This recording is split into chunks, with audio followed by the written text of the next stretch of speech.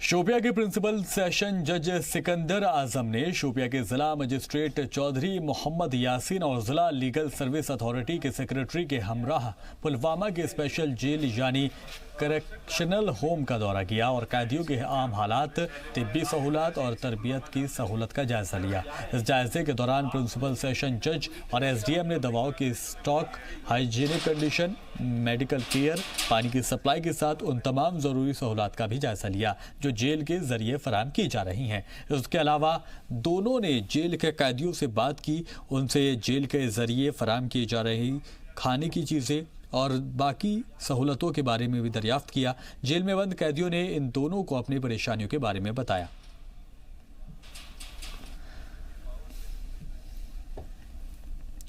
भदरवा में नेहरू युवा केंद्र डोडा के तवस्सुत और भदरवा डेवलपमेंट अथॉरिटी के इश्तिराक से नेहरू युवा केंद्र डोडा, किश्तवाड़, रामबन और उधमपुर के नेशनल यूथ वॉलंटियर के लिए 15 दिनों का इंडक्शन ट्रेनिंग प्रोग्राम शुरू हुआ।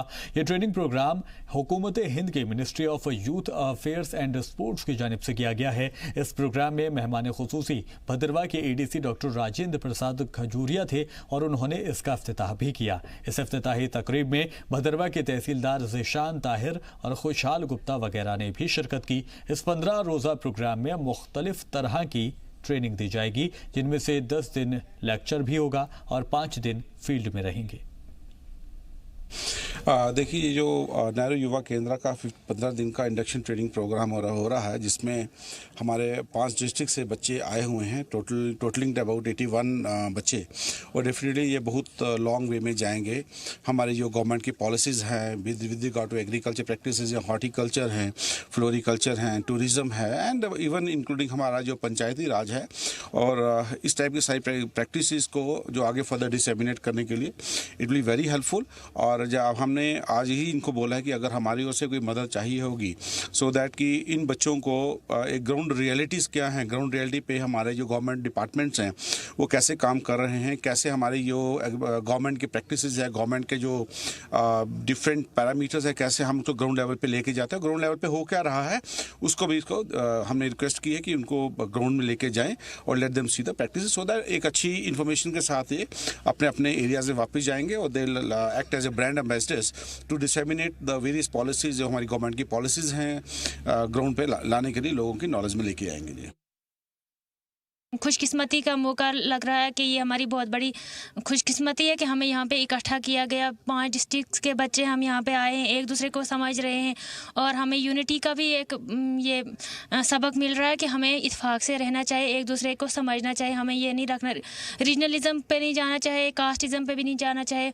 और मुझे लगता है कि ये यहाँ से जो मैं सीख के जाऊँगी, यहाँ पे हमें जो प्रोग्रामों में सिखाया जाएगा, इसको मैं अपने इंशाअल्लाह ताला अपने गाँव में, अपने इलाके में लोगों को अवेयर करूंगी, उनको उन प्रोग्राम्स के बारे में अवेयर करूंगी। इतनी भी स्कीम्स आती हैं गवर्नमेंट्स की जो लोकल रूरल लोग हैं उनके तक नहीं पहुंचती हैं। आज भी ऐसे कई सारे एरिया जिनको ये पता ही नहीं है नेहरू युवा केंद्र है क्या, इनको उन बच्चों तक ये पहुंचाया ही नहीं जाता। यहाँ तक कि ग्राम जो सभा होती हैं या पंचायत होती हैं उनको भी नहीं पता, उनको ये चीज़ नहीं पता कि उनके एरिया का वॉलंटियर जो है वो नेहरू युवा केंद्र में लगा हुआ है, उनको उनके साथ कोलैबोरेट करना है, यूथ को आगे मोटिवेट करना है, उनका क्लब बनाना है। अपना सेल्फ इंटरेस्ट देखते हैं सारे, जितनी भी गवर्नमेंट की स्कीम आई वो लोगों तक नहीं पहुंचती हैं। लोग कहते हैं गवर्नमेंट करप्ट है, बट कोई ये नहीं कहता कि हम करप्ट है। गवर्नमेंट तो हमें दे रही है बट हमारे तक वो चीज़ पहुंच नहीं रही है। देखिए, जो नेहरू युवा केंद्र का बेसिक ऑब्जेक्टिव अगर हम देखें तो वो है कि एम्पावर करना youth of the country to achieve their full potential and through them enable India to find its rightful place in the community of nations.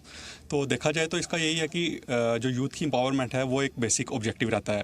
तो अगर हम इंडक्शन ट्रेनिंग प्रोग्राम की बात करें तो इसमें यही है कि जो हमारे वॉलंटियर्स हैं जो अपने थ्रू डिफरेंट जो रूरल एरियाज हैं वहाँ पे गवर्नमेंट की स्कीम्स है जो पहुँचाते हैं। गांदरबल के डिप्टी कमिश्नर हशमत अली खान ने गांदरबल जिले में जारी तरक्याती कामों का जायजा लेने के लिए जिले के अहदेदारों और एग्जीक्यूटिव एजेंसीज के साथ मीटिंग की।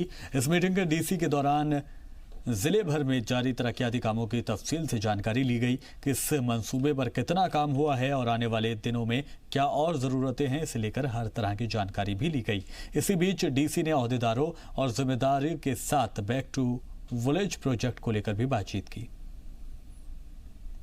पूरी डिस्ट्रिक्ट ऑफिसर्स के साथ रिव्यू मीटिंग थी जिसमें हमने एक तो कैपेक्स को रिव्यू किया कि एक्सपेंडिचर कितना हुआ, काम कैसे हुआ, और उनको डायरेक्शन दिया कि हमारा जितना भी बजट हमें कैपेक्स मिला है हम इंश्योर करें कि मार्च तक इसको अच्छी तरह हम खर्च करें, हमारे जितने भी तरक्याती कामों पे काम चल रहा है उसको काम हम मुकम्मल करें। और साथ में क्योंकि अब B2 दूसरा बैच आ रहा है, वो 25 से जाकर 30 तक स्टार्ट हो रहा है उस बीच में, तो उसकी तैयारियों के बारे में भी इनसे बात की और उनको हर सतह पे तैयार होने के लिए डायरेक्शन इशू की गई। गांधरबल के ADDC शफकत इकबाल, ADC फारूक अहमद बाबा, ADC मोहम्मद अशरफ ने ब्लॉक डेवलपमेंट काउंसिल के नव मुंतखब चेयरपर्सन के साथ मीटिंग की। मीटिंग के दौरान चेयरपर्सन को आम लोगों के तय उनकी जिम्मेदारी पर रोशनी डाली गई। BDC चेयरपर्सन को हिदायत दी गई कि वो अपने हुकूक का इस्तेमाल इलाके की तरक्की के लिए किए। शोपिया के डिप्टी कमिश्नर चौधरी मोहम्मद यासीन ने शिरमल इलाके का दौरा किया। उनके साथ ADC और दीगर ऑफिसर्स भी मौजूद रहे। इलाके का जायजा लेते हुए DC ने मकामी लोगों से मुलाकात की और उनका हालचाल जाना।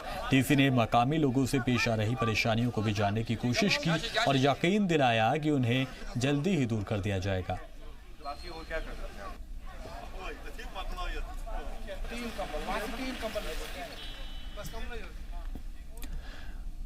रामबन के चंद्रकोट के कमल अकादमी हाई स्कूल के तलबा ने गुज़िश्ता दिनों सियाचिन में बर्फीले तूफान की जद में आए शहीदों को खराज अकीदत पेश किया। वाज़ेह कि सियाचिन में आए बर्फीले तूफान की जद में आने से 2 पुडरों समेत 6 जवानों की मौत हो गई थी।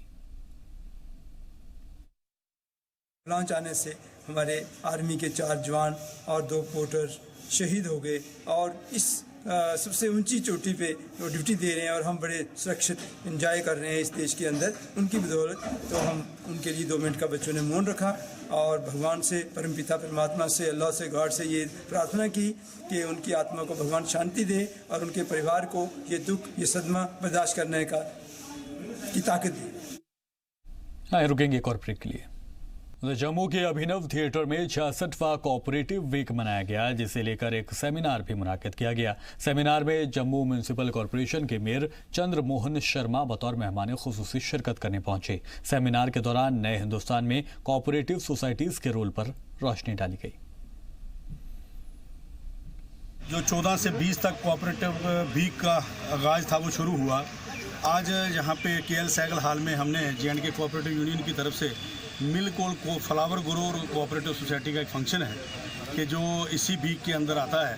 तो मैं समझता हूँ इसमें हमने मेयर और डिप्टी मेयर को दावत दी, इसीलिए दी कि जो फूल है जो मंदिरों में चढ़ता है वो नालों पे क्यों बिक रहा है, उसके लिए स्पेस म्युनिसिपल कॉरपोरेशन हमें दे ताकि वो किसान फूल बेच सकें। दूध जो है, अगर आप कहते हैं कि मिलावटी दूध जहाँ आ रहा है, तो हमने एक सुझाव दिया है कि आप प्योर JMC के काउंटर बना दो, जहाँ पे किसान अपना दूध आकर करके खुद अपना दूध वो बेचेगा। इसके साथ साथ हमारे कुछ मसले जो कोऑपरेटिव मूवमेंट के साथ जुड़े हुए थे, चाहे वो टूरिज़्म सेक्टर के लिए, हमने कहा है कि जम्मू के अंदर टूरिस्ट नहीं आता, यात्री आता है। और सुदमा देव आपके पास एक ऐसा स्पेस है, ऐसी जगह है जहाँ भगवान शंकर बारात लेके आए हैं, और अगर आप वहाँ बोर्ड लगे हों तो यात्रियों के अंदर एक बात जाएगी कि हमारे भगवान शंकर ने यहाँ बारात लेके आए हैं। जहाँ प्रमंडल के अंदर आप देखते हैं कि गुप्त गंगा है, माँ देविका है, कि वहाँ पे दर्शन करने के लिए आप टूरिस्ट को अट्रैक्ट कर सकते हो। जम्मू में गैर मुस्तकिल लेक्चरर्स ने इक्वल जॉब इक्वल पे का मुतालबा करते हुए गांधीनगर वुमेन कॉलेज में मुजाहरा किया। एहतजाजी मुजाहरे के दौरान उन्होंने नारेबाजी भी की। मुजाहिरीन का कहना है कि वो पिछले कई सालों से काम कर रही हैं, लेकिन पहले उन्हें हर महीने सैलरी मिलती थी, लेकिन अब यूटी बनने के बाद उन्हें डिग्रेड करते हुए हर दिन के मुताबिक पेमेंट दिए जाने की तैयारी हो रही है। यानी जिस दिन वो लेक्चर लेने पहुंचेंगे उसी दिन की तनख्वाह दी जाएगी। फुल काचरू है। मैं अपने साथियों के साथ यहाँ आज प्रोटेस्ट कर रहा हूँ। हमें प्रोटेस्ट करते हुए 1-1.5 महीना हो चुका है। हम लोग कॉन्ट्रैक्चुअल लेक्चरर्स हैं, जिन्हें ऑफिशियली एकेडमिक अरेंजमेंट लेक्चरर्स के नाम से जाना जाता है। हमें हर साल एक पैनल सिलेक्ट करके कॉलेजेस में लगाता था। हम लोग UGC क्राइटेरिया फुलफिल करने वाले लोग हैं, हाईली क्वालिफाइड हैं, नेट PhD रिसर्च वगैरह सब कर रखा है इन लोगों ने। हम लोग हर साल एकेडमिक अरेंजमेंट ऑर्डर के नाम से हमें रिक्रूट किया जाता था और हमारा सेशन पूरा एकेडमिक सेशन के जितना चलता था। हम मतलब पूरे साल एम्प्लॉयड होते थे। इस बार इन्होंने क्या किया, मिडवे ऑर्डर, उसी ऑर्डर पे हमें लगाने के बाद 23 अगस्त को एक ऑर्डर निकाला जिसका ऑर्डर नंबर है 472HE, आप देख सकते हैं बैनर्स में, जिसके तहत इन्होंने क्या किया है कि हमारा जो रेम्यूनरेशन है, जो सैलरी हमें कंसोलिडेटेड पर मंथ 28,000 मिलता था, जो ऑलरेडी बहुत कम है, उसको भी इन्होंने बिल्कुल खत्म कर दिया। अब इन्होंने हमें नीड बेस्ड टीचर्स का डेजिग्नेशन दे दिया है। पहले हमारा designation contract academic arrangement lecturers का था, अब हमें नीड बेस्ड टीचर्स बना दिया गया है। उसके तहत ये है कि जितने हम लेक्चर्स लेंगे और जितने घंटे की हम क्लासेस लेंगे उस हिसाब से हमें पे किया जाएगा। पुंछ के मंडी तहसील के शिया मोहल्ला में लोग खौफजदा हैं। आलम यह है कि लोग अपने घरों में सो तक नहीं रहे हैं। इस बार डर की वजह पाकिस्तानी गोलीबारी नहीं है बल्कि कुछ और है। दरअसल इलाके में वाक़े पहाड़ों से बड़े बड़े पत्थर खिसक रहे हैं और मकानों को नुकसान पहुंचा रहे हैं। 3 दिन पहले इलाके में पहाड़ से रिहायशी मकाम की तरफ पत्थर खिसका। पत्थर की जद में आकर 2 मकानों को काफ़ी नुकसान पहुंचा, जिससे लोगों में डर का माहौल है। अरसा 10, 15, 20 साल से अब पहाड़ जो हैं ये कमज़ोर हो चुके हैं। स्लाइडिंग जो है जब भी बारिश होती है स्लाइडिंग हो जाती है। यहाँ पहले भी काफ़ी अरसा पहले पहाड़ आया था, उसमें भी एक खातून की डेथ हो गई थी और 2 जो थे वो बहुत शदीद ज़ख्मी हो गई थी। और इस दफ़ा जो है ये बहुत बड़े दूर से पहाड़ आया, नागानी आया, तो धूप थी और अचानक वो पहाड़ जो है 2 टुकड़ों में तकसीम हो गए। एक टुकड़ा जो है ये सामने के मकान पर पड़ गया और एक टुकड़ा जो है वो हमारे मकान में पड़ गया। तो अब जो खौफजदा है यहाँ कोई रहने के लिए तैयार नहीं है। हम ये चाहते हैं कि गवर्नमेंट यहाँ पे देखे, सरकार यहाँ पे देखे, लोग जो है वो इस पहाड़ के नीचे रह रहे हैं और लगातार जो है वो इनकी ज़िंदगी अजीरन हो चुकी है यहाँ पे ये पत्थरों की वजह से। तो हम ये चाहते हैं कि हमें यहाँ से शिफ्ट किया जाए, कहीं दूसरी जगह पे, कहीं महफूज मकाम पे हमें ले जाया जाए। इस वक्त हम काफ़ी परेशान हैं। हम यही अपील करना चाहते हैं कि हमें यहाँ से शिफ्ट किया जाए, दूसरा जगह कहीं पे भेजा जाए ताकि हम भी परसकून ज़िंदगी गुजार सकें। क्योंकि आजकल मौसमियात जो है बहुत दिन से दिन ख़राब होता जा रहा है, क्योंकि बर्फ़ का सीज़न है, बारिश का सीज़न है। ये पहाड़ ऊपर से आप देखेंगे भी, इस पहाड़ को पूरे तरीके से ये 2 तकसीम हो चुके हैं। किसी वक्त भी ये यहाँ आ सकता है, कोई बड़ा हादसा हो सकता है। इस हादसे से पहले ही हम ये चाहते हैं कि यहाँ से हमें शिफ्ट किया जाए ताकि हमारी जानें भी सही रह सके। ये 2-3 दिन पहले यहाँ पे एक ज़बरदस्त हादसा हुआ है जिससे हमारे 2 मकान फुली डैमेज हो चुके हैं और मेरी गुजारिश है गवर्नर इंतज़ामिया से कि यहाँ पे हमें शिफ्ट किया जाए पुंछ में या और कहीं जगह पे। 10 साल पहले मैंने यहाँ पे तहसीलदार मंडी की वसासत से एक रेजोल्यूशन पास करके DC ऑफिस में दिया था कि हमें यहाँ से शिफ्ट किया जाए, हमें ख़तरा है, जानी माली नुकसान यहाँ पे हो रहा है। हाँ, लेकिन उस पर आज तक कोई कार्रवाई नहीं हुई। मेरी यही गुजारिश है कि हमें जल्द अज जल्द यहाँ से शिफ्ट किया जाए।